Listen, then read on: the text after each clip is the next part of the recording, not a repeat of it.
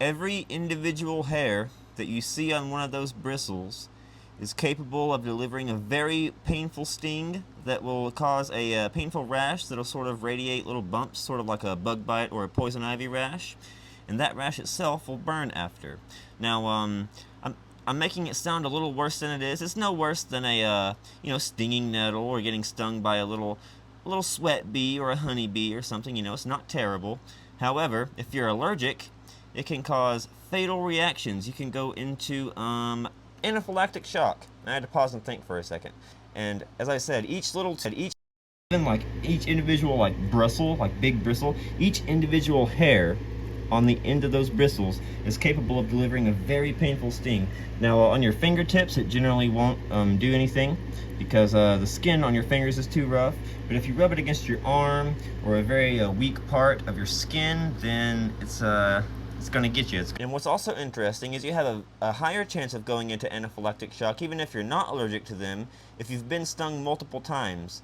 And I've personally been stung probably more times than the average person will ever in their entire lives, just because I raised them as pets. And when I was 13, I raised them as pets as well. And back then, I was very dumb. I just loved stinging myself with them because I don't know, it was like satisfying for some reason to me. But here's all my babies. We have, as you can see, hundreds of them in here. Gonna get you. And I'm in the process of changing them into, changing their leaves. They've been eating very fast, so I've got some fresh cherry in here. It doesn't look the best, but the leaves are still pretty good quality. They've just been eaten a bit. They don't mind at all. If you're gonna raise these guys, make sure to keep them plenty of fresh food. You gotta fill them a little water bottle up with water so you can put their food in it so it won't wilt. It'll last for a good few days. And this species, as you can see, they're very gregarious, which means they feed in groups like this. They travel with each other. So if this group of caterpillars was done with this leaf, they would travel in a line together to get to the next section of branch that they're trying to eat. So we're just going to place all the individual little branches and leaves onto here, onto the fresh food. That should be fine. Gotta be gentle with them. We don't want to accidentally squish any. Yep, so just the most important things if you're going to raise these guys. These are Altomeris Io caterpillars, by the way. I'll probably put that on screen because I forgot to mention that. I've already made a video about them once or twice. I'll show you what the full-grown caterpillars look like. I actually ended up with 2 broods of them this year. These came from a wild female that I caught, and I ordered some other eggs because I haven't seen a female in years. And then literally right after I ordered one, I found some. I found a female. So. I'm not complaining in the slightest. I'm very happy about it. So we're just gonna put these leaves in there. This is keeping you on the edge of your seat, I'm positive. Just got a few more in here. Aren't they so beautiful though?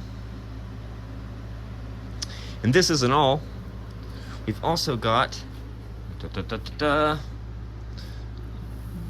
my I guess you could say this is the 3rd generation of Luna moths, maybe the 2nd, because it started off with a moth. The moth laid eggs, raised the eggs up to adults. Those adults laid eggs. I raised those caterpillars, and these are those adults. So they're 2nd or 3rd generation. I might say 2nd. This one just hatched yesterday. I've also got 2 females right here. Move your wing, buddy. 2 females right here. Let me get you a little close up on the females. Why not? Oh, there we go. Look how cute. So adorable. The other one's laying on the ground down there. You can see her a little bit. Yeah, that's my babies. And here's all my other cocoons. So far, it's just Luna moth cocoons. We got a few other species going, though. Got a bunch in here. Oh, we do have one other pupa in here. It is a walnut hawk moth. I forgot the scientific name at the moment. Little hawk moth pupa. Yep, here's a bunch of other, here's all my other cocoons. They're about to hatch like any second. I would not be surprised if I had a few hatch today. It'd be cool if I caught one on camera hatching. I'd spend the time to record it, why not? But yeah, As my babies, there's my babies. I'll show you the ones outside now. I forgot to mention, guys, most Saturnids, especially North American Saturnids, do not appreciate being in airtight boxes. So you're gonna need some kind of mesh or some kind of screen, you know, something that they won't be able to crawl out of, and just cut a giant hole in the lid of your container, just so they can have some fresh airflow. They're not made for super tight environments with no ventilation. Too much humidity kills them, but they also need a lot of humidity. So a box like this is perfect. Or you can just use a faunarium, which I actually have some right here. This is what a faunarium is. One of these boxes with the holes in the lids. This one's a little dirty, I need to clean it out. But you get the idea. So this is what those tiny little black fuzzy caterpillars you saw are going to turn into. As you can see, this is a much better example of all the individual stinging hairs on each one. So each one of these individual hairs, not even the clumps of hairs, but each individual little hair is capable of delivering a sting. So you want to be very careful with these guys, especially if you're allergic. But dude, look how absolutely beautiful. And it's a pretty chunky caterpillar too. Pretty chunky. It makes some nice sized little caterpillars. Just please make sure you are not allergic if you're going to try to handle these guys. As long as you don't get yourself rubbed on a sensitive spot of your skin by these spines, because what happens is the spines will break or puncture the skin, and that's how they release venom. They don't just release venom by being very gently brushed. They're very gentle at the end, sort of like not like a honeybee's stinger, I guess, but like a piece of grass or something, you know. It's very flimsy, so it breaks and delivers a very powerful punch of venom. So yeah, we got a few of these over here. I think I got 9 in this cage. Had a couple of deaths actually since the last time I filmed them, and I made a mistake last time and said they were in the final instar. They were only in the 4th. I ran out of storage, so I'm filming on Snapchat. I'll never conform and pay extra money for storage. It's already on my phone, just unusable because I haven't paid extra money. Anyway, here are the last caterpillars I wanted to show you. This is my last little addition to my moth collection at the moment. These are some Entheria polyphemus caterpillars. They're currently in the 4th instar. And I won't lie, I don't know if it's just me, but they kind of look a little unhealthy.